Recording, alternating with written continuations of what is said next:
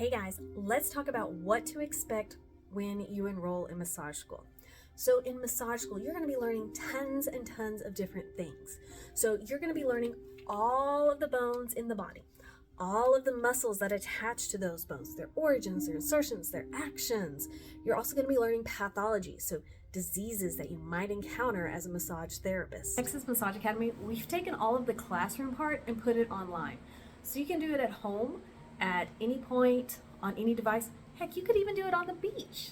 The best part of massage school? Coming on site for lab. You can't learn massages online through a video.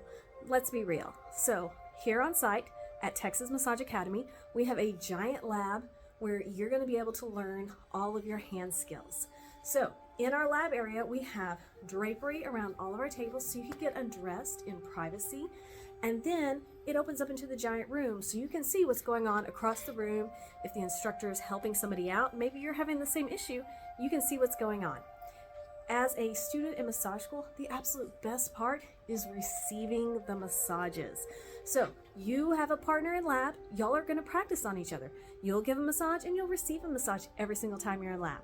All right, if you have more questions about massage school, send me a message.